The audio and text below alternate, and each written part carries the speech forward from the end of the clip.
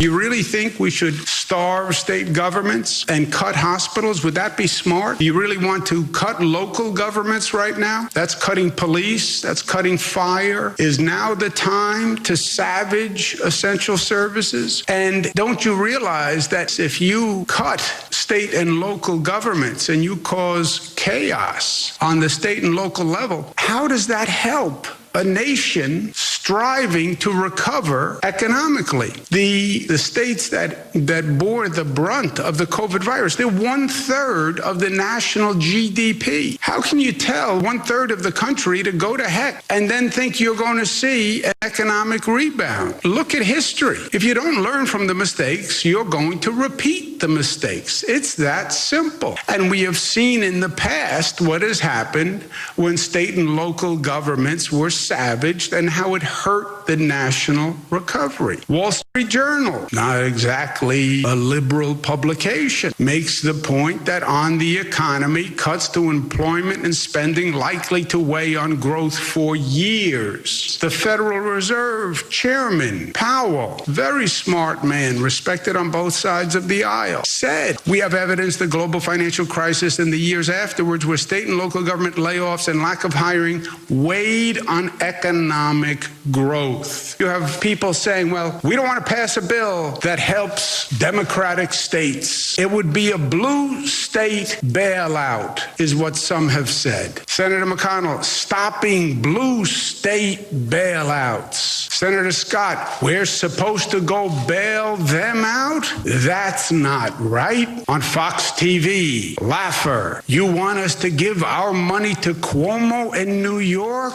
Hello, not this week. Not only is it ugly, it is false. But if you want to pose the question, what states give money and what states take money, right? That's a question that Senator McConnell, Senator Scott, and Mr. Laffer don't really want to ask, because the truth is totally the opposite of what they're saying. You look at the states that give more money to the federal government than they get back. You know the top, what they call donor state? You know what one state pays in more to the pot than they take out of the federal pot than any other state in the United States? It's the state of New York. New York pays more every year, $29 billion more than they take back. You know the second state? New Jersey, Massachusetts, Connecticut, California. Every year they contribute more to the federal pot. You know who takes out more than they put in from that pot? You know whose hand goes in deeper, out more than they put in? Virginia, Maryland, Kentucky, Alabama, Florida. Those are the facts. Those are the numbers. The great irony is the conservatives want to argue against redistribution of wealth. Why should you take money from the rich and give it to the poor? That's exactly what you are doing. That is exactly what you have done every year. So it's only redistribution unless you wind up getting more money. Then it's fine. Then it's not redistribution. Take from the rich, give to the poor. That's redistribution. Yes, unless you're the poor,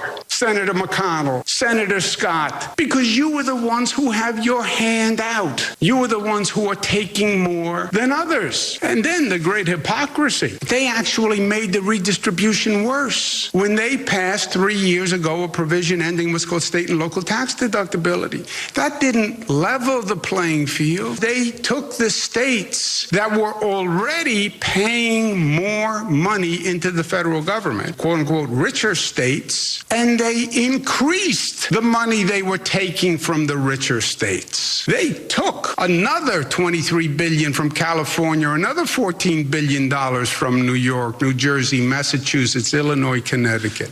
The hypocrisy is so insulting because when you start to talk about numbers, there are still facts. I'm Egberto Willies, host of Politics Done Right, an independent news program. I post several news videos of interest every day. I ask you so kindly to subscribe to my channel and please leave me some comments. Thank you very much.